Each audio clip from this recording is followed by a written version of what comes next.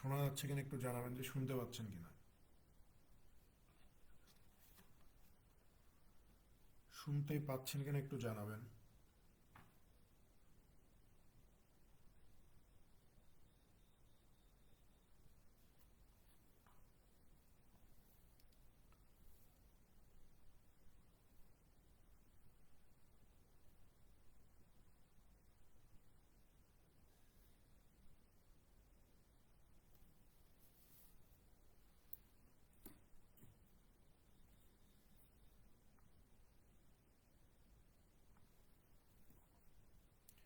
শোনা যাচ্ছে না? ওকে, ফাইন। আজকে আমরা 16 নম্বর ক্লাস করব। আজকে পড়ব হচ্ছে combined seven banks officer cash 2023 সালের প্রশ্ন।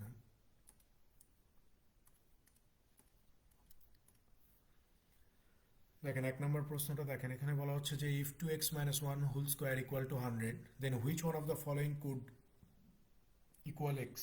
অর্থাৎ নিচের কোনটা এক্স এর মান, এটা আমাকে বের করতে হবে। সো ওরা আমাদেরকে একটা ইকুয়েশন দিয়ে রাখছে, বলতেছে যে 2x - 1 square is equal two কত, 100। সো আমরা যদি 100টাকে এইভাবে লিখি, 100টাকে আমরা চাইলে এইভাবে লিখতে পারি না? 10 স্কোয়ার, 10 স্কোয়ার মানেই তো কত, 100।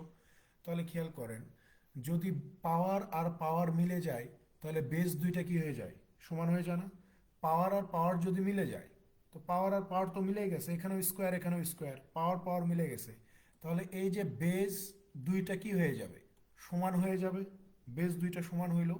তাহলে আমরা চাইলে লিখতে পারি যে 2x ইজ ইকুয়াল টু কত, 10 আর 11। আমাদের বের করতে হবে এক্স এর মান কত, তাহলে এক্স সমান সমান কত, এই যে 11/2। সো উত্তর কোথায় আছে, অপশন সিতে আছে। 11/2 হচ্ছে এই প্রশ্নের সঠিক উত্তর।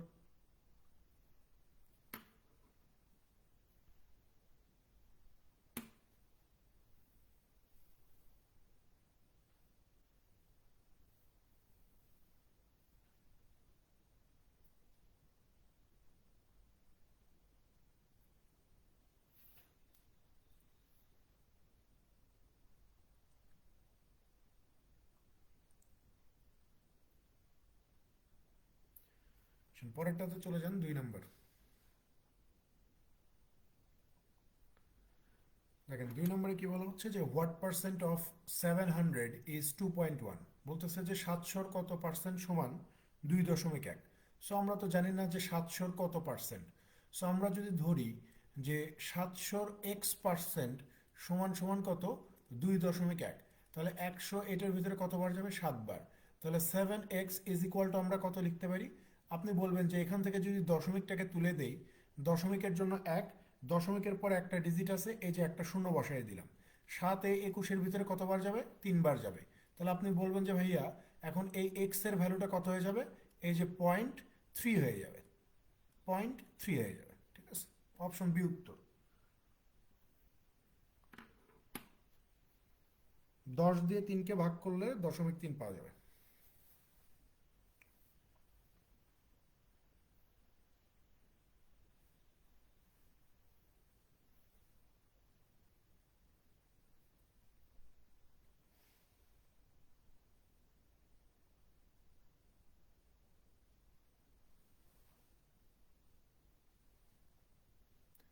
পরেরটাতে চলে যান, 3 নম্বর। তিনি কি বলা হচ্ছে যে if the product of three consecutive integers is 720, then the sum of the two largest integer is. বলা হচ্ছে যে তিনটা ধারাবাহিক সংখ্যার গুণফল যদি 720 হয়, তাহলে বড় দুইটা সংখ্যার যোগফল কত। তিনটা ধারাবাহিক সংখ্যার যোগফল যদি 720 হয়, তাহলে বড় দুইটা সংখ্যার যোগফলটা কত হবে, এটা বের করতে হবে। দেখেন, এই ধরনের প্রশ্ন এইভাবে যদি চিন্তা করেন, মানে প্রশ্ন যেভাবে আছে এইভাবে যদি চিন্তা করতে থাকেন, তাহলে আপনি সময় লেগে যাবে। আপনি এইভাবে চিন্তা করেন, যেখান থেকে ধরে নেন যে শূন্য নাই, শুধু 72কে নিয়ে চিন্তা করেন, শুধু 72। তাহলে আপনি বলতে পারেন যে ভাইয়া 72-এর সাথে 1 গুণ করলে 72 পাওয়া যাবে, 36-এর সাথে 2 গুণ করলে 72 পাওয়া যাবে। ঠিক আছে, তারপরে 24-এর সাথে যদি আমরা 3 গুণ করি তাহলে 72 পাওয়া যাবে। আবার 18-র সাথে যদি আমরা 4 গুণ করি তাহলে 72 পাওয়া যাবে। 12-র সাথে যদি 6 গুণ করি তাহলে 72 পাওয়া যাবে। তারপরে 9-এর সাথে যদি 8 গুণ করি তাহলে 72 পাওয়া যাবে। এখন আপনি বলতে পারেন যে এই গুণ করার মানে কি? গুণ করার মানে হচ্ছে আমার এখানে টার্গেট হচ্ছে জাস্ট 72-এর ফ্যাক্টরগুলা ফাইন্ড আউট করা। 72-এর ফ্যাক্টর ফাইন্ড আউট করব। এবং প্রশ্নে আমাকে যেহেতু বলেই দিছে যে তিনটা ধারাবাহিক সংখ্যার গুণফল হবে 720, সো আমি প্রথমে 72কে নিয়ে চিন্তা করতেছি, 720 না। তাহলে এখানে আমরা দুইটা ধারাবাহিক সংখ্যা পাইছি, একটা হচ্ছে 8 আর একটা হচ্ছে 9। যে 8 আর 9 গুণ করলে 72 হয়, তো এখানে একটা শূন্য ছিল, সো এইটার সাথে যদি আমি জাস্ট 10কে গুণ করে দেই তাহলেই আমার কত হয়ে যাবে? 720 হবে। তাহলে এখানে যে তিনটা ধারাবাহিক সংখ্যার কথা বলা হচ্ছে তারা মূলত 8, 9 এবং 10। প্রশ্নে জিজ্ঞাসা করছে যে এই তিনটা সংখ্যার মধ্যে বড় দুইটা সংখ্যার যোগফল কত? তাহলে বড় একটা সংখ্যা হচ্ছে 10, আরেকটা সংখ্যা হচ্ছে 9। 10 আর 9 গুণ করলে কত পাওয়া যাবে? 19 পাওয়া যাবে। এই 19 হচ্ছে এই প্রশ্নের সঠিক উত্তর।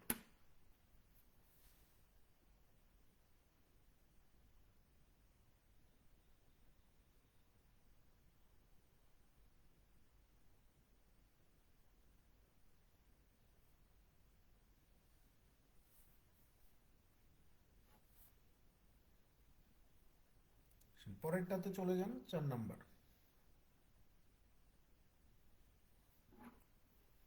দেখেন এখানে বলা হচ্ছে যে Nafiza bought a ticket of a cricket match for taka 25 and later sold the ticket to Raida for টাকা 75. What was the percent increase in the price of the ticket? বলতেছে যে নাফিজা 25 টাকা দিয়ে একটা টিকিট কিনছে, পরবর্তীতে এই টিকিটটা 75 টাকা দিয়ে বিক্রি করে দিছে। What was the percent increase in the price of the ticket? তাহলে টিকিটের মূল্য কত পার্সেন্ট বৃদ্ধি পাইছে? টিকিটের মূল্য কত পার্সেন্ট বৃদ্ধি পাইল? সহজ হিসাব, 75 টাকা দিয়ে বিক্রি করছে যেই টিকিটটা, সেই টিকিটটার দাম কত? 25 টাকা। তাহলে কত টাকা বেশি বিক্রি করছে? আপনি বলবেন যে 50 টাকা বেশি বিক্রি করছে, কিন্তু প্রশ্নে জিজ্ঞাসা করা হচ্ছে যে কত পার্সেন্ট বেশি দামে বিক্রি হলো। তাহলে 25-এর ওপরে 50 টাকা বেশি দামে বিক্রি হচ্ছে। সো এটাকে যদি আমরা পার্সেন্টেজে দেখাইতে চাই, কতটা দেখাইতে পারবো? এই যে 200 দেখাইতে পারবো। সো যে 200 হচ্ছে এই প্রশ্নের সঠিক উত্তর, অপশন এ।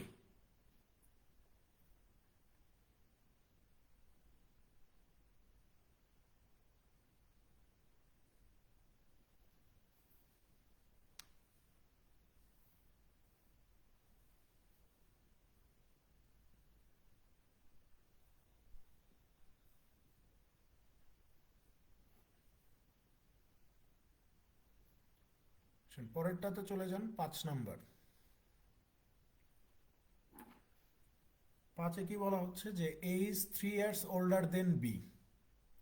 এ হচ্ছে বির চেয়ে 3 বছরের বড়, অর্থাৎ বির বয়সটা যদি এক্স হয় তাহলে এর বয়সটা আমরা কত ধরতে পারি? x+3 ধরতে পারি। অ্যান্ড 3 ইয়ার্স ইয়ংয়ার দেন সি, এবং এই এর বয়সটা হবে সির চেয়ে 3 বছরের ছোট, অর্থাৎ এ হবে সির চেয়ে 3 বছরের ছোট। তার মানে সির বয়সটাকে কত বলতে পারি? এ যেমন সির চেয়ে 3 বছরের ছোট, আমরা কথাটাকে তো এইভাবে বলতে পারি যে সি হবে এর চেয়ে 3 বছরের বড়। তাহলে এর বয়স যদি x+3 হয়, সির বয়স কত হবে? 3 বছর বেশি হবে, অর্থাৎ x+6 হবে। তারপরে বলা হচ্ছে যে B and D are twins. B আর ডি হচ্ছে যমজ, অর্থাৎ বির বয়স যদি এক্স হয় তাহলে ডির বয়সও কত হবে? এক্স বছরই হবে, কারণ তারা যমজ। তারপরে জিজ্ঞাসা করছে যে how older is C than D. তাহলে সি ডির চেয়ে কত বছরের বড়? তাহলে সি এবং ডি এই দুইজনের বয়সের পার্থক্য কত? সির বয়স হচ্ছে x+6, ডির বয়স হচ্ছে এই যে এক্স। তাহলে এক্স আর এক্স কেটে গেলে আমরা বলতে পারবো যে এই সি ডির চেয়ে মূলত 6 বছরের বড়। ঠিক আছে, অপশন বি উত্তর।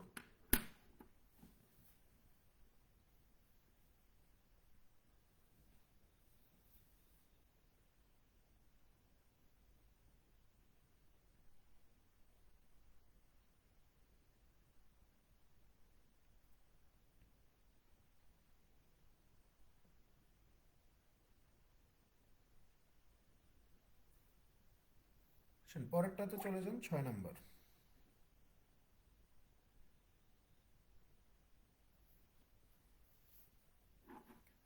ছয় কি বলা হচ্ছে যে how many pieces of 85 centimetre length can be cut from a rod 42.5 metres long.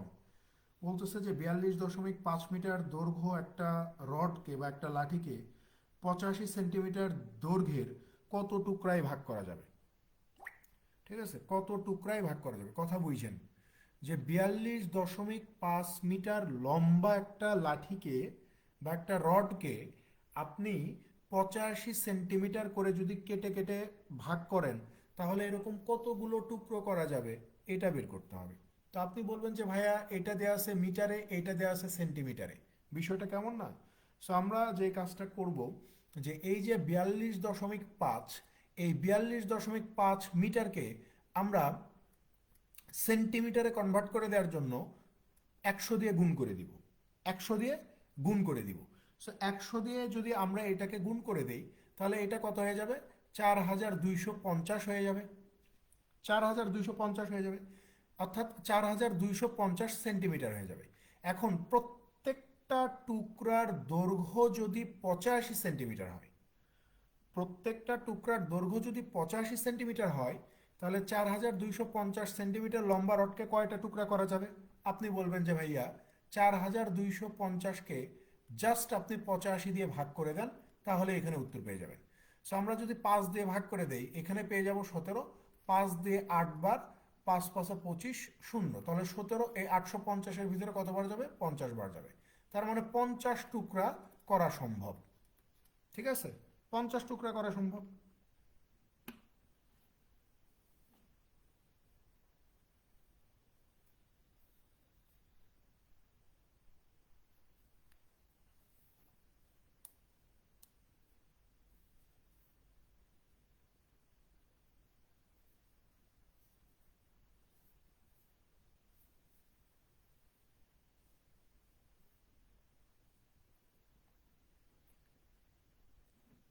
পরেরটাতে চলে যান 7 নম্বর।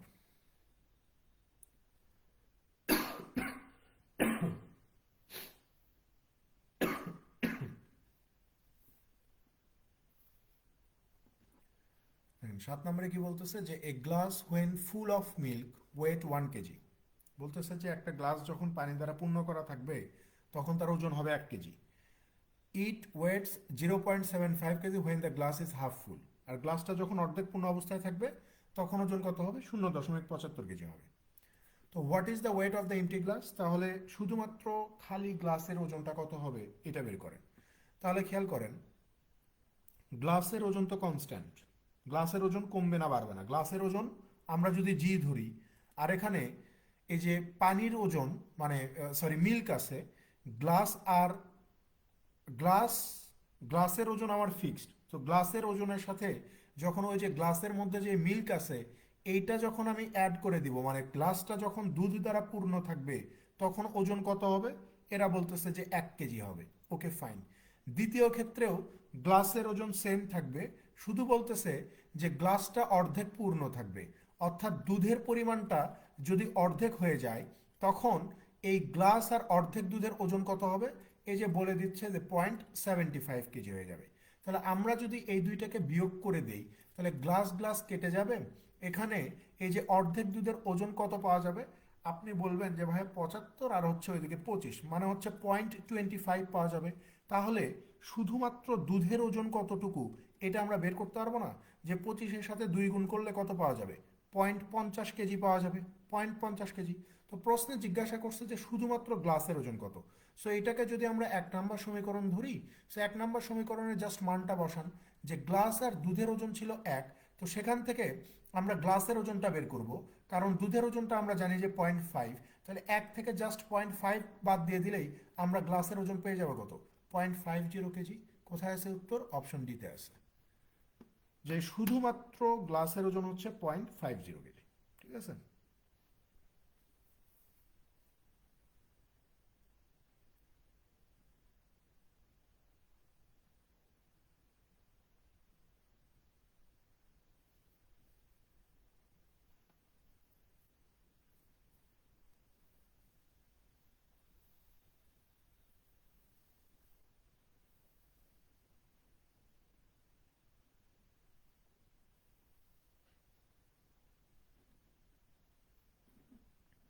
পরেরটাতে চলে যান 8 নাম্বার।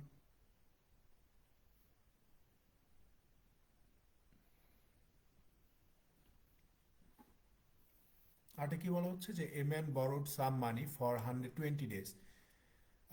এখানে 120 days মিনস মানে হচ্ছে 4 months, 4 মাস, ঠিক আছে। He asked the banker for the মানি।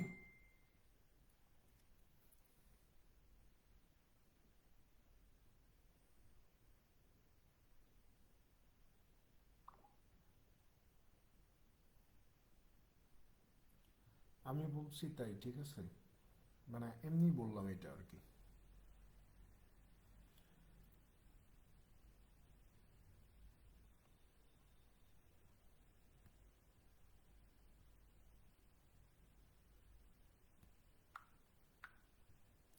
দেখেন, এখানে বলা হচ্ছে যে একজন মানুষ 120 দিনের জন্য বা 4 মাসের জন্য কিছু টাকা ধার চায়। তো বলতেছে যে সে he asked to the banker for the money. তো সে ব্যাংকারকে কিছু টাকার জন্য বলল, অ্যান্ড দ্য ব্যাংকার চার্জ টাকা 360 অ্যাজ ইন্টারেস্ট। এবং ব্যাংকার তাকে বললো যে আমাকে 360 টাকা ইন্টারেস্ট দিতে হবে 6% বার্ষিক সুদে। তো জিজ্ঞাসা করছে যে what was the amount he borrowed. তাহলে সে কত টাকা ধার চেয়েছিল এটা আমাদের বের করতে হবে। কথা বুঝছেন?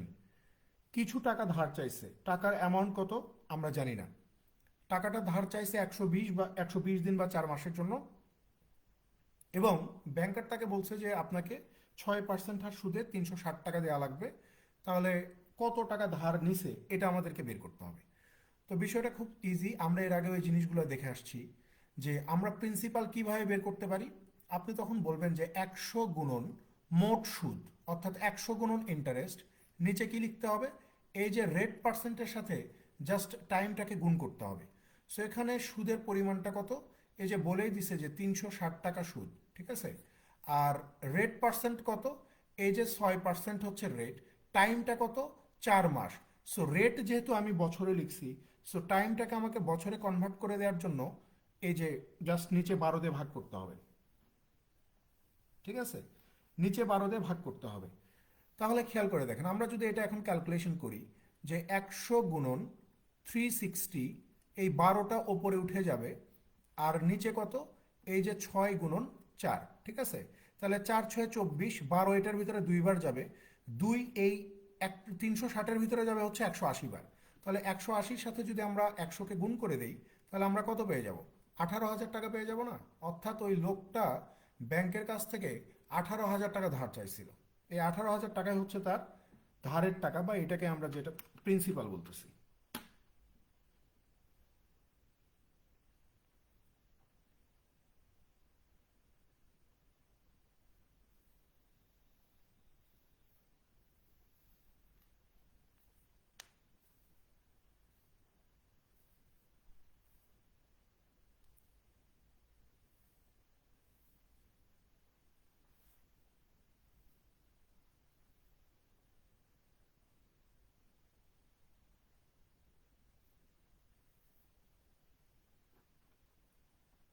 পরেরটাতে চলে যান 9 নম্বর।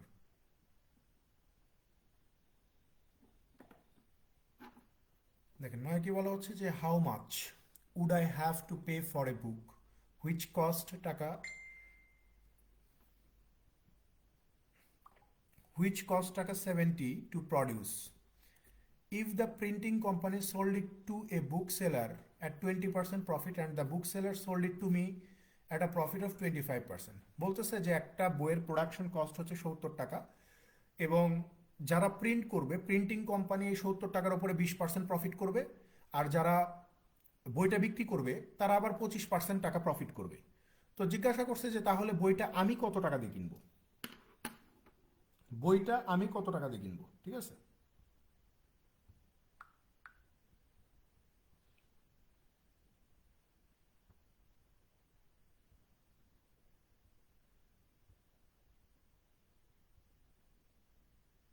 দেখেন, অর্থাৎ 70 টাকার বইয়ে 2 বার করে লাভ হচ্ছে।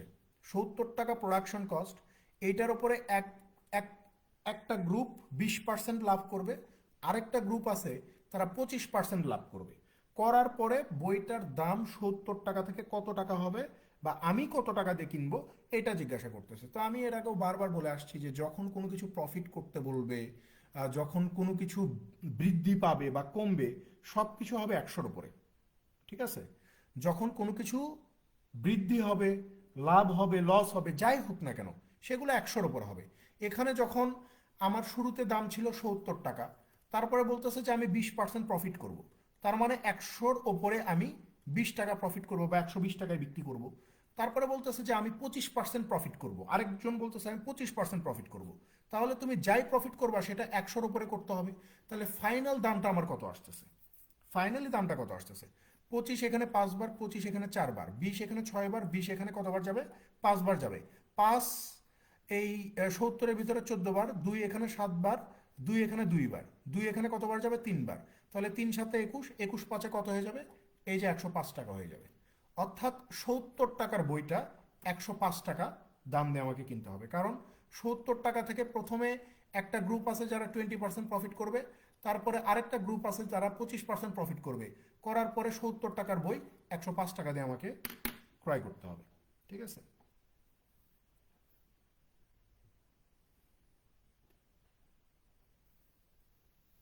এটা 2-3 জায়গায় আসছে।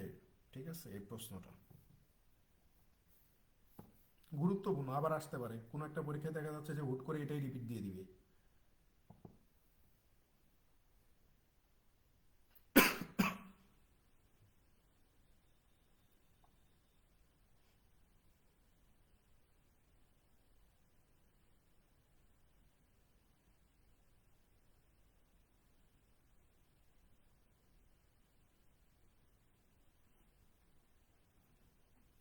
পরেরটাতে চলে যান, 10 নম্বর। 10-এ কি বলা হচ্ছে যে a cake is divided into 18 pieces, অর্থাৎ একটা কেককে আপনি 18টা অংশে ভাগ করে ফেলছেন। If Rehana takes 1/3 of the cake, Rehana যদি কেকটার 1/3 নেয়, and Rahim takes 1/3 of the cake left, আর রহিম অবশিষ্ট কেকের যদি 1/3 নেয়, how many pieces are left, তাহলে আর কতটুকু কেক বাকি থাকবে? আর কতটুকু কেক বাকি থাকবে এটা আমাকে বের করতে হবে। তাহলে খেয়াল করেন, প্রথমে কেক ছিল কত? 18 পিস। তো এই 18 পিস থেকে কে? রেহানা। রেহানা কতটুকু নেবে? বলতেছে যে 18-র 1/3 নেবে। সো 18-র 1/3 নিলে থাকে 6 নিয়ে নিল, তাহলে বাকি থাকতেছে কত? আপনি বলবেন যে 18 থেকে 6 নিলে বাকি থাকে 12। এই বাকি যে 12 অংশ থাকে, এখান থেকে রহিম আবার নিবে কত? এই যে 12-র 1/3 নেবে। সো 12-র 1/3 কত? 4। তাহলে এখন জিজ্ঞাসা করছে যে রহিম নেওয়ার পরে বাকি থাকবে কতটুকু? আপনি বলবেন যে 12 থেকে যদি 4 রহিম নেয়, তাহলে বাকি থাকবে আর 8 অংশ। এই যে অপশন এ উত্তর।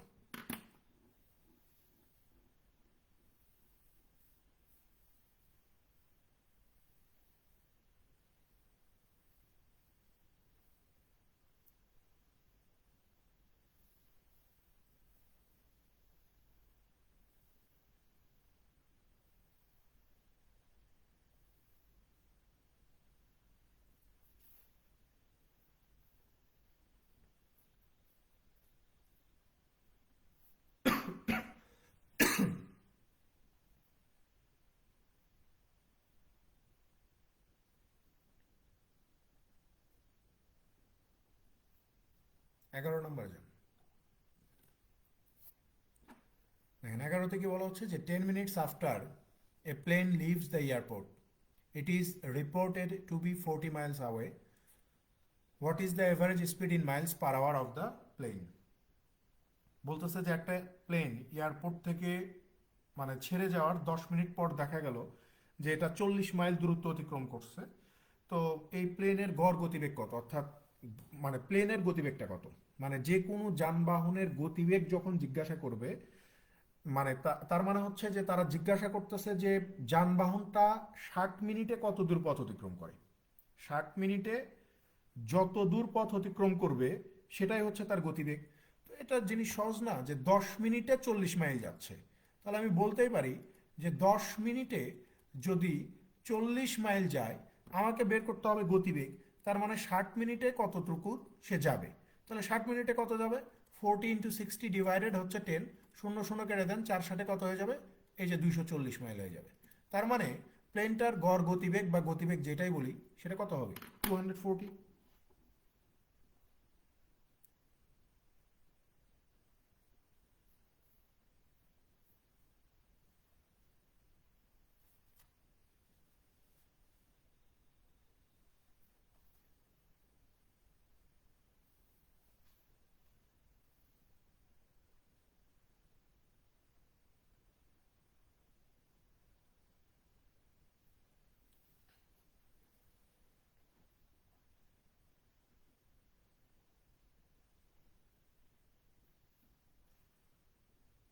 পরেরটাতে চলে যান 12 নম্বর।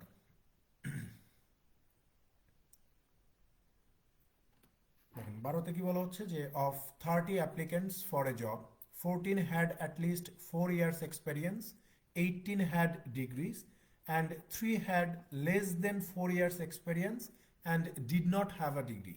How many of the applicants had at least 4 years experience and a degree. এটা হচ্ছে 2x2 সেটের প্রশ্ন। এখানে বলা হচ্ছে যে 30 জন চাকরি প্রার্থী আছে যার মধ্যে 14 জনের 4 বছরের মানে অন্তত পক্ষে 4 বছরের অভিজ্ঞতা আছে, 18 জনের বিভিন্ন ডিগ্রি আছে, আর 3জন মানুষ আছে যাদের অভিজ্ঞতা 4 বছরের কম এবং কোনো ডিগ্রিও নাই। তো জিজ্ঞাসা করছে যে how many of the applicants had at least 4 years experience and a degree. তাহলে কতজন মানুষ আছে বা কতজন আবেদনকারী আছে এখানে যাদের 4 বছরের মানে অন্তত পক্ষে 4 বছরের এক্সপেরিয়েন্সও আছে, আবার একটা ডিগ্রিও আছে, এইরকম কতজন মানুষ আছে। তাহলে খেয়াল করেন এখানে আমরা 2x2 সেটের সূত্র প্রয়োগ করতে পারি যে total is equal to a plus b minus both plus none. ঠিক আছে, এখানে টোটাল কত, এই যে 30 জন। এখানে এ দ্বারা বুঝাচ্ছি যে যাদের অ্যাটলিস্ট 4 বছরের এক্সপেরিয়েন্স আছে তারা কত, 14 জন। বি দ্বারা বুঝাচ্ছি যে যাদের মানে ডিগ্রি আছে এরা হচ্ছে 18 জন। এই বোথ কত এইটা আমাকে বের করতে হবে। আর নান বলতে বুঝাচ্ছি যে যাদের অভিজ্ঞতা 4 বছরেরও কম এবং কোনো ডিগ্রিও নাই এমন মানুষের সংখ্যা কত দেয়া আছে, 3 জন দেয়া আছে। তাহলে আমরা এক্স কে এই পাশে পার করলাম, 18 আর 14তে 32, 32 3 35। তো 35 থেকে যদি আমরা 30কে বাদ দিয়ে দেই তাহলে আমরা এক্স এর ভ্যালু পেয়ে যাব 5। যেখানে 5 জন মানুষ আছে যাদের অন্তত পক্ষে 4 বছরের অভিজ্ঞতা আছে এবং সাথে একটা ডিগ্রিও আছে, অর্থাৎ দুইটা জিনিসই আছে 5 জন মানুষের।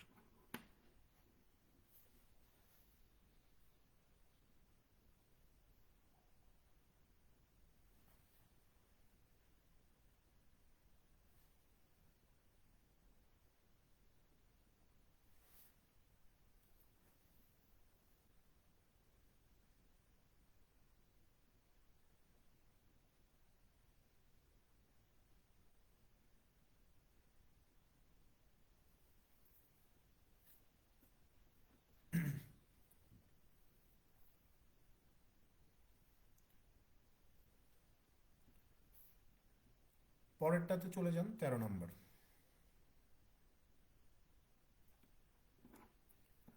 দেখেন 13তে কি বলা হচ্ছে যে the total salary of X Y and Z is taka 90,000।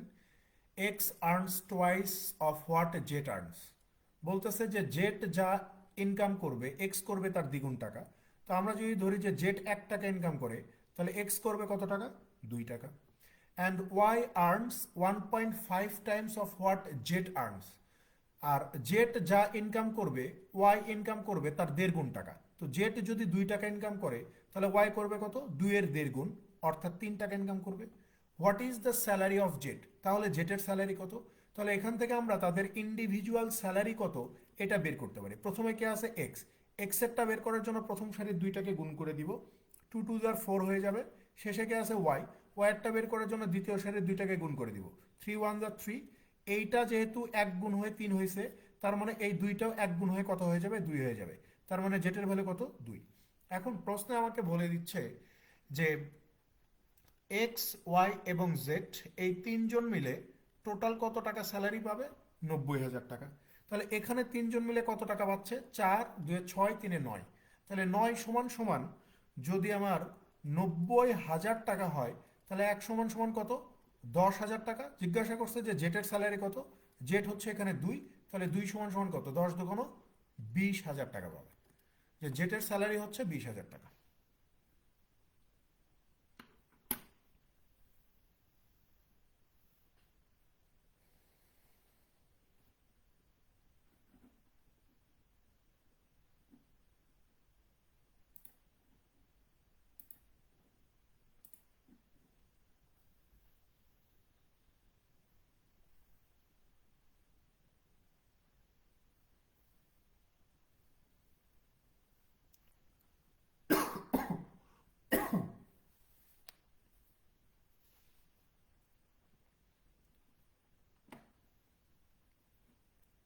চোদ্দ নম্বরে চলে যান।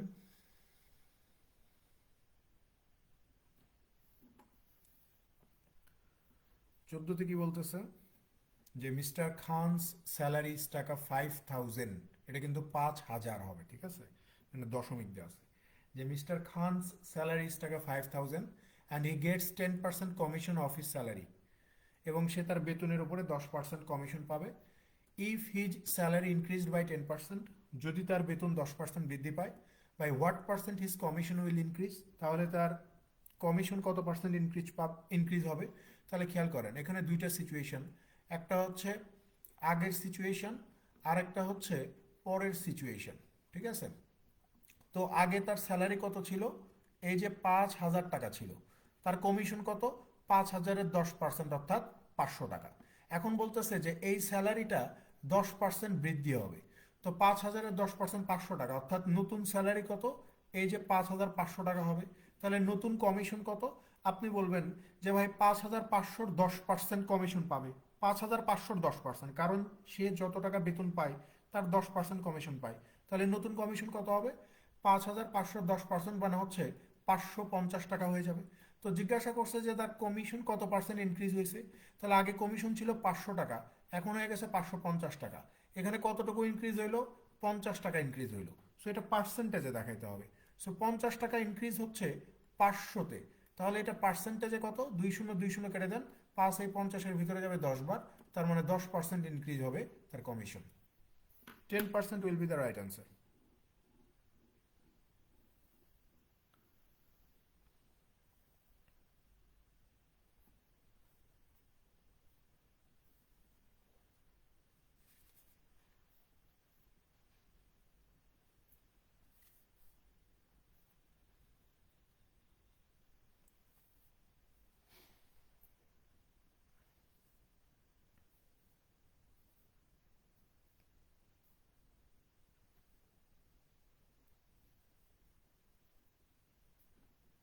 পরেরটাতে চলে যান, 15 নম্বর। দেখেন আমরা ক্রস প্রোডাক্ট মেথড করে আসছি এর আগেও। সো আমরা এই 15 নম্বর ম্যাথে আমরা চাইলে ক্রস প্রোডাক্ট মেথড লাগাইতে পারি। এখানে বলা হচ্ছে যে a man's age is now 3 times his son's age. বলতেছে যে একজন মানুষের বয়স তার ছেলের বয়সের 3 গুণ। তাহলে আমি যদি ধরি যে ছেলের বয়সটা হচ্ছে 1 আর ওই মানুষের বয়সটা কত হবে? 3 গুণ, অর্থাৎ 3 হবে। 8 ইয়ার্স ব্যাক, 8 বছর আগে, ছেলের বয়সটাকেও 8 বছর পিছনে নিয়ে গেলাম, ওই মানুষটার বয়সকেও আমি 8 বছর পিছনে নিয়ে গেলাম। The man's age was 5 times his son's age. তখন মানে 8 বছর পিছনে ওই মানুষটার বয়স হবে তার ছেলের বয়সের 5 গুণ, অর্থাৎ 1:5। তো জিজ্ঞাসা করছে যে what is the present age of the son, তাহলে ছেলের বর্তমান বয়সটা কত? ক্রস প্রোডাক্ট লাগান। 5 একে 5, 3 একে 3, 5 থেকে 3 বাদ দিলে 2, 5 8 40, 8 একে 8, 40 থেকে 8 বাদ দিলে কত? 32, 2 পার্ট 32 হলে 1 পার্ট কত হবে? 16। জিজ্ঞাসা করছে যে ছেলের বর্তমান বয়স কত? ছেলের বর্তমান বয়স 1, এই 1-এর মান কত? 16, অর্থাৎ 16 বছর হচ্ছে এই প্রশ্নের সঠিক উত্তর।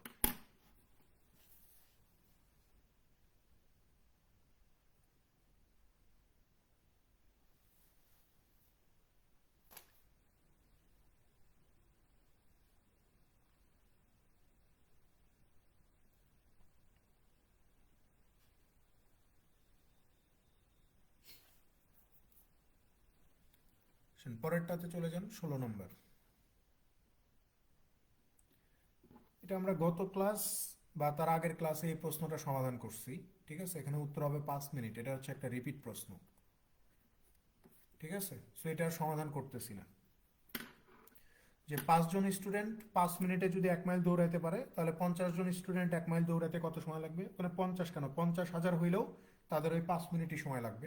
এটা আগে আমরা সলভ করছি, সেটা স্কিপ করে গেলাম। 17 নম্বরে যান।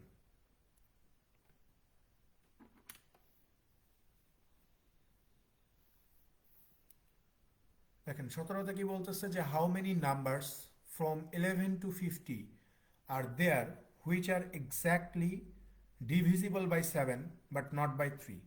বলতেছে যে 11 থেকে 50-এর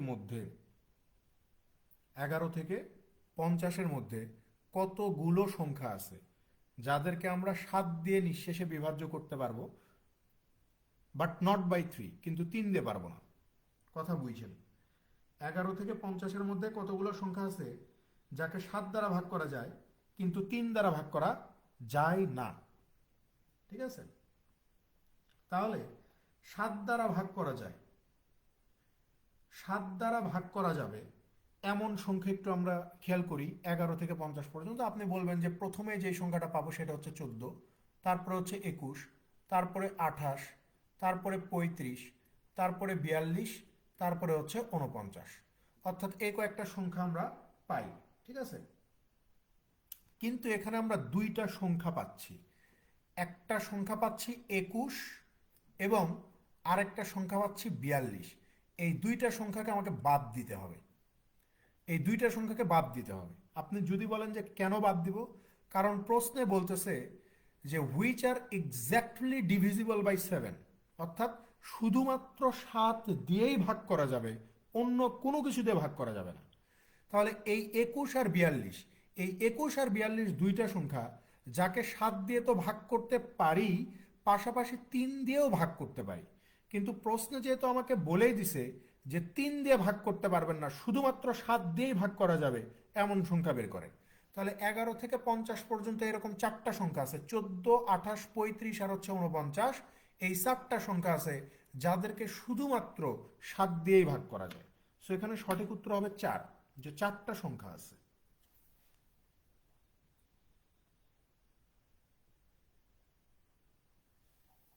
যে কোনো একটা লিখবেন, আপনি যেভাবে বের করেন না কেন উত্তর একই আসবে। অর্থাৎ আপনাকে দেখতে হবে যে প্রশ্নে আসলে জানতে চাইছে কি। প্রশ্নে যদি আমাকে বলতো যে অতীত বয়স কত, তখন আমি 1:5 আগে লিখতাম আর 1:3 পরে লিখতাম। যেহেতু প্রশ্নে জিজ্ঞাসা করছে যে আমার প্রেজেন্ট বয়সটা কত, তাই আমি প্রেজেন্টটাকে আগে লিখছি, তারপরে 1:5 লিখে এই যে 8 বছর করে পিছিয়ে দিছি। আর যদি এখানে অতীত জিজ্ঞাসা করতো, তাহলে আমি কি করতাম, বর্তমান থেকে এই যে 8 বছর করে পিছনে যাইতাম। ঠিক আছে, সেম জিনিস, একই জিনিস। দেখেন এখানেও 5 একে 5, 3 একে 3, 2, তারপর হচ্ছে 3 আসতে 24, 8 একে 8, 24 থেকে 8 বাদ দিলে কত পাওয়া যাবে? 16 পাওয়া যাবে না। এভাবে হবে না তো, এটা তো আগে খেয়াল করে নেই, ভালো প্রশ্ন জিজ্ঞাসা করছেন।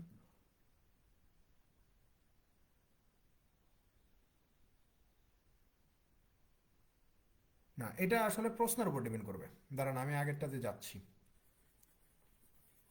এটা প্রশ্নের উপর ডিপেন্ড করবে। ওয়েট, দেখাচ্ছি আমি। এটা বুঝতে পারছেন কিনা আগে সেটা বলেন। ভালো প্রশ্ন জিজ্ঞাসা করছেন। এইটা বোঝা গেছে কিনা? 17 নম্বরটা, আগে 17 নম্বরটা ক্লিয়ার করেন। 16তে যাচ্ছি আমি।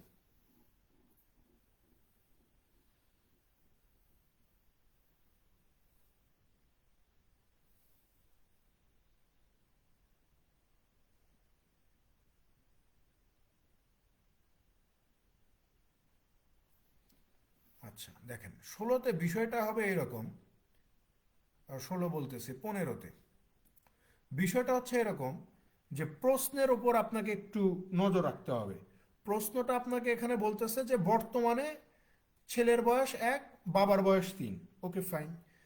এই যে প্রশ্নে বলে দিছে যে 8 years ব্যাক, 8 বছর আগে, অর্থাৎ আপনাকে বলতেছে যে 8 বছর পিছনে যাও। আপনি যদি এখানে এক্স ধরতেন, এক্স আর 3x ধরতেন, তখন আপনি কি করতেন, এখান থেকে -8 করে দিতেন, এখান থেকে -8 করে দিতেন। করে দেওয়ার পরে আপনি কোথায় চলে যাইতেন? আপনি কোথায় চলে যাইতেন? তাদের অতীত বয়সে চলে যাইতেন। সো তাদের অতীত বয়স কত? ছেলের 1 আর বাবার কত? 5। ঠিক আছে। আর যদি আপনি এই রকম করে চিন্তা করেন, মানে যেটা আমরা করছি, মানে এই যে ক্রস প্রোডাক্টটা যেটা আমরা করছি, ঠিক আছে, এটা মূলত এইভাবেই চিন্তা করা লাগবে যে প্রশ্নে যেভাবে বলবে আপনাকে ঠিক সেই দিকেই সেইভাবেই যাইতে হবে। যেমন আপনাকে প্রশ্নে বলতেছে যে 8 বছর পিছনে যাবেন, কোত্থেকে? বর্তমান থেকে। সো আমরা সেখানে 8 বছরই পিছনে গেছি। যদি আমাকে এরকম বলতো, যেমন অনেক প্রশ্ন আমরা দেখে আসছি না বয়সের অঙ্কে, যে আপনাকে অতীত বয়স দিছে, এখানে হয়তো ধরেন যে যদি বলতো এরকম যে 8 বছর আগে বাবা আর ছেলের বয়সের অনুপাত ছিল 1:5, তা এবং তাদের বর্তমানে বা 8 বছর পরে তাদের বয়স হয়ে যাবে 1:3, তখন আমরা আবার ওইটা করে করতে পারতাম যে 8 বছর আগের বয়স দেওয়া আছে, তার মানে এক্স এর সাথে 8 যোগ, আবার এখানে 5x এর সাথে 8 যোগ করে দিলে আমরা কোথায় যাইতে পারতাম? বর্তমানে আসতে পারতাম। সো বর্তমানে কত? এই যে 1/3। ঠিক আছে। তাহলে এই যে খেয়াল করে দেখেন, 3x প্লাস হচ্ছে 24, আর এখানে কত? 5x plus 8। তাহলে 5x থেকে 3x বাদ দিলে 2x, 24 থেকে 8 বাদ দিলে 16, তাহলে x সমান সমান কত হবে? 8 হবে না? তাহলে আপনি বলবেন যে ভাইয়া এই যে x এর মান 8 বের হয়েছে, এইটা মূলত কিন্তু 8 বছর আগের বয়স, অর্থাৎ x এর মান যে এখানে 8 বের হইলো, এটা তো হচ্ছে আপনার অতীত বয়স 8 বছর আগে। তো প্রশ্ন জিজ্ঞাসা করছে বর্তমান, তাহলে আপনাকে আরো 8 সামনে আসতে হবে না? এক্স এর মান যেটা 8 বের করলেন, এটা তো অতীত বয়স, 8 বছর আগের বয়স। তো আপনাকে জিজ্ঞাসা করছে পুত্রের বর্তমান কত, তার মানে অতীত থেকে আরো 8 বছর সামনে আসতে হবে, অর্থাৎ 8 8 16। এখন এইটাকে যদি আপনি ক্রস প্রোডাক্টে লাগাইতে চান, এখানে আবার একটা এক্সট্রা কাজ করতে হবে, যে কাজটা আমরা এখানে করছি। যে ধরে নেন যে আপনি লিখলেন যে অতীত বয়সে 1:5, বর্তমান বয়সে 1:3, অর্থাৎ ছেলের বয়সকেও 8 বছর সামনে নিয়ে আসছেন, বাবার বয়সকেও 8 বছর সামনে নিয়ে আসছেন। তারপরে আপনি ক্রস প্রোডাক্ট লাগাইছেন, ক্রস প্রোডাক্ট লাগায় 2 সমান সমান 16, 1 সমান সমান 8 হয়েছে। এই যে 1 সমান সমান 8 হইল, এইটা কিন্তু এই যে প্রথম সারিতে আপনি যেই বয়সটা ধরছেন, প্রথম সারিতে যেই বয়সটা ধরবেন সেইটার ফলাফল বের হবে। সো প্রথম সারিতে আমরা এখানে ধরছি কি? অতীত বয়স ধরছি। তাহলে এই 1 সমান সমান হচ্ছে 8, এটা হচ্ছে 8 বছর আগের বয়স। আর প্রশ্নে জিজ্ঞাসা করছে হচ্ছে বর্তমান বয়স কত, তার মানে এই যে 8 এর সাথে আরো 8 যোগ করে আমাকে বলতে হবে 16। ঠিক আছে। যদি আপনি অতীত বয়স থেকে চিন্তা করেন, তাহলে এরকম এক্সট্রা কাজ করতে হবে। আর প্রশ্নে যেহেতু সরাসরি আপনাকে জিজ্ঞাসা করছে যে বর্তমান এত, 8 বছর আগে এত ছিল, তখন এরকম এরকম কোনো কিছুই করা লাগবে না। কারণ এই যে এখানে যে একের ফলাফল বের হবে বা যেই ফলাফলটা বের হবে, সেটা মূলত এই যে প্রথম সারিতে আপনি কোন বয়সটা ধরছেন। যেমন প্রথম সারিতে আমরা প্রথমবার ধরছিলাম বর্তমান বয়সের অনুপাতটা কত, সো বর্তমান বয়সটাই বের হবে। আপনি যদি অতীত ধরেন, অতীত বের হবে। বোঝা গেছে? বুঝতে পারছেন এবার? এইগুলোর চেয়ে আসলে বড় রেঞ্জ দিবে না। বোঝা গেছে? কারণ 2 3 4 5 7, মূল কথা সিঙ্গেল ডিজিট ছাড়া দিবে না, দেয় না সাধারণত। সিঙ্গেল ডিজিট ছাড়া দিবে না। এর চেয়ে বড়ও যদি দেয় কখনো, আমি এটা কিন্তু, মানে আপনি কিন্তু আমার ওই ব্যাচগুলোতেও আছেন, যেমন এডি ব্যাচগুলোতে আমি কিন্তু এগুলো দেখাই আসছি, যে যদি শুধুমাত্র কোনো ভ্যারিয়েবল দেওয়া থাকে এক্স ওয়াই জেড এম, বা ভিন্ন সংখ্যাও দেওয়া থাকে, তারপরেও সেখানে আমরা ক্রস প্রোডাক্ট লাগাইছি, লাগানো যায়। বোঝা গেছে? সো যে কোনোভাবেই হোক আপনি লাগাইতে পারবেন, তবে এর চেয়ে বড় সংখ্যা দিবে না।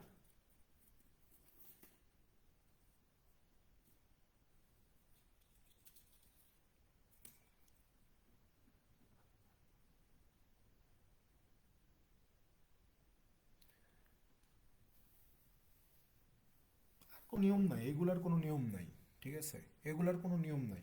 যেমন এই যে কিছু কিছু যেমন নাম্বার সিস্টেম, নাম্বার সিস্টেমের কোনো সত্যসিদ্ধ কোনো নিয়ম নাই। ঠিক আছে। তারপর হচ্ছে এইচসিএফ এলসিএম, এইচসিএফ এলসিএম এর কোনো নিয়ম নাই। এই এইচসিএফ এলসিএম বা নাম্বার সিস্টেমের বা এই যে ডিভিজিবিলিটি রুল, এইগুলা পরীক্ষায় দেওয়া মানে হচ্ছে পরীক্ষক আপনাকে চেক করে যে আপনি কত দ্রুত ভাগ করতে পারেন। এবং আমি বারবারই বলে আসছি যে আপনার হাতে বেশ কিছু টুলস আছে, এই টুলসগুলো ব্যবহার হবে। কম্পিটিটিভ এক্সামগুলোতে যত ক্যালকুলেশন হয়, সব ক্যালকুলেশন এই সংখ্যাগুলোর মধ্যেই সীমাবদ্ধ। এক হচ্ছে 2 3 4 5 6 7 8 9 10 15, তারপর হচ্ছে 13 17, তারপর হচ্ছে 25 50 75। এই কয়েকটা সংখ্যার ডিভিজিবিলিটি রুল যদি কোনো স্টুডেন্টের মাথায় থাকে, তাহলে এই যে ডিভিজিবিলিটির অঙ্ক, এলসিএম এইচসিএফ এর অঙ্ক, বা নাম্বার সিস্টেমের অনেক ধরনের অঙ্ক আছে যেগুলো খুব ইজিলি সমাধান করতে পারবে। ঠিক আছে, কম্পিটিটিভ এক্সামে শুধু বাংলাদেশ না, not only Bangladesh, GRE GMAT সব ধরনের পরীক্ষাতেই যত ধরনের ক্যালকুলেশন আছে সব ক্যালকুলেশন ম্যাক্সিমাম, ধরেন যে 100টা ম্যাথ দিলে তার মধ্যে 95টা ম্যাথের ক্যালকুলেশন শুধুমাত্র এই কয়েকটা সংখ্যার ডিভিজিবিলিটি রুলস জানলেই আপনি সমাধান করে ফেলতে পারবেন। ঠিক আছে, সো আমি এর আগে প্রত্যেকটা ব্যাচেই বলি, আপনারা এগুলো মানেন কিনা জানেন না, এগুলো দেখে নিন, ইউটিউবে প্রচুর টিউটোরিয়াল আছে, যার যারটা সহজ মনে হয় বা যারটা ভালো লাগে তারটা দেখে শিখে নেন এই সংখ্যাগুলোর ডিভিজিবিলিটির, সবচেয়ে সুবিধা হবে। ঠিক আছে, তাছাড়া এগুলোর কোনো ওই ধরনের কোনো নিয়ম নাই যে এটা থাকলে ওইটা হবে, ওইটা থাকলে ওইটা হবে, কোনো নিয়ম নেই। দেখেন 18 নম্বরে কি বলতেছে যে if length and width of a rectangular plot were each increased by 20%, what would be the percentage increase in the area of the plot.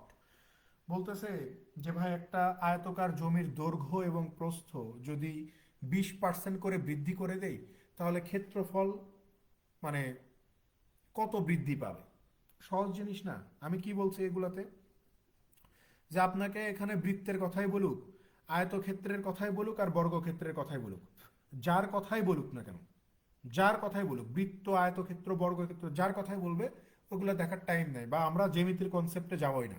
আমরা শুরুতে ধরেই নিব যে আয়তক্ষেত্রের ক্ষেত্রফল ছিল প্রথমে 100, তারপরে বলতেছে যে দৈর্ঘ্য 20% বেড়ে যাবে, প্রস্থও 20% বেড়ে যাবে। তো 100 থেকে যদি আমি 20% বৃদ্ধি করে দেই তাহলে 120 হবে।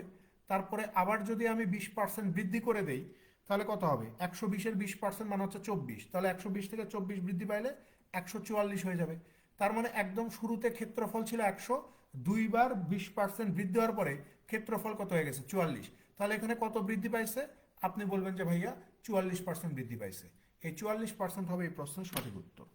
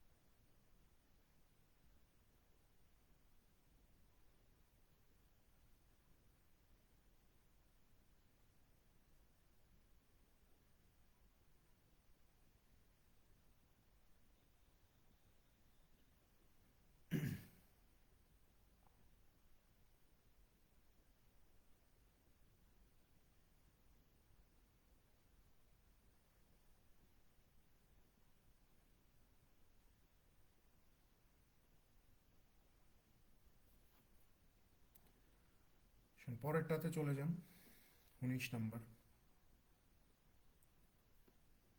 এটাও রিপিট প্রশ্ন না, এটা আমরা গত ক্লাসে সলভ করছি না, যে ত্রিভুজের তিনটা কোণের অনুপাত দেওয়া আছে। সো আমরা জানি যে ত্রিভুজের তিনটা কোণের যে সমষ্টি সেটা কত হয়, 180 ডিগ্রি হয়। তো 4 3 7 2 9, 9 সমান সমান যদি 180 হয়, 1 সমান সমান কত হবে, 20 হবে। তো জিজ্ঞাসা করছে যে সবচেয়ে বড় কোণ কোনটা, সবচেয়ে বড় কোণ হচ্ছে 4, 4 20 কত হয়ে যাবে, এই যে 80 ডিগ্রি হবে। C is the right answer.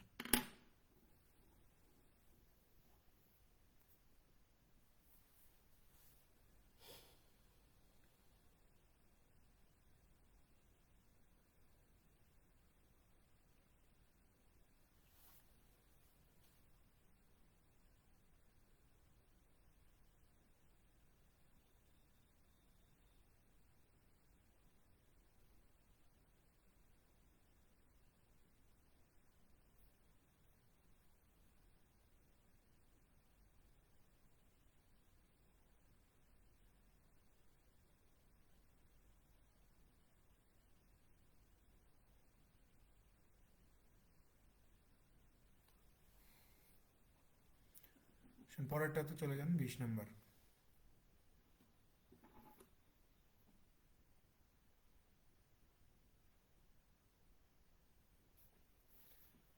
দেখেন 20 নম্বরে কি বলা হচ্ছে যে if A square region has area N, বলতেছে যে একটা বর্গক্ষেত্রের ক্ষেত্রফল হচ্ছে এন দেওয়া আছে, what is the length of the diagonal of the square in terms of N, তাহলে ওই বর্গক্ষেত্রের কর্ণের দৈর্ঘ্যটা কত হবে এন এর সাপেক্ষে।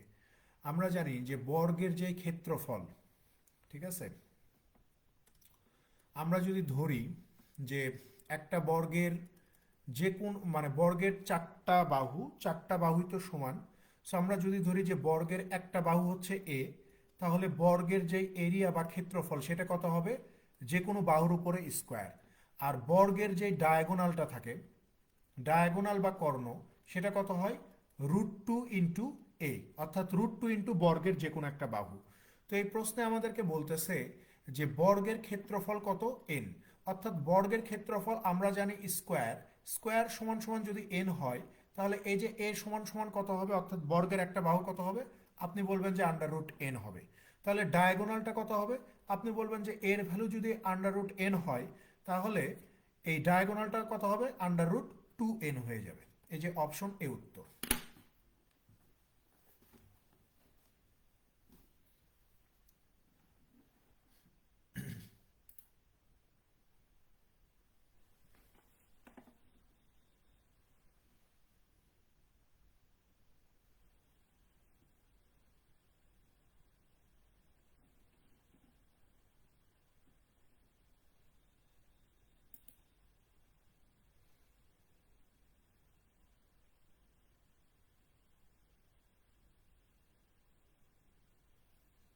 আমরা নেক্সট ক্লাস থেকে একটু বেশি পড়ার চেষ্টা করবো, হ্যাঁ, কারণ এই মাস তো প্রায় মাঝামাঝিতে চলে আসলো। আজকে কয় তারিখ, আজকে 10 তারিখ না? চাচ্ছি ঈদের আগে এটা শেষ, সরি রোজার আগে এই ব্যাচটা শেষ করে দিতে। আজকে আমরা 16 নাম্বার ক্লাস করলাম। সো আমাদের আর খুব বেশি বাকি নাই, প্রাইভেট ব্যাংকেরগুলো বাকি আছে। সো আমরা নেক্সট ক্লাস থেকে একটু বেশি করে পড়াশোনা করার ট্রাই করব। সবাই একটু ওই ধরনের প্রিপারেশন নিয়ে আসবেন যে মিনিমাম 2 ঘন্টা ক্লাস করব, ঠিক আছে? মিনিমাম 2 ঘন্টা ক্লাস করার প্রিপারেশন নিয়ে সবাই ক্লাসে বসবেন। তো ঠিক আছে, দেখা হবে ইনশাল্লাহ নেক্সট ক্লাসে। ভালো থাকবেন সবাই, আল্লাহ হাফেজ।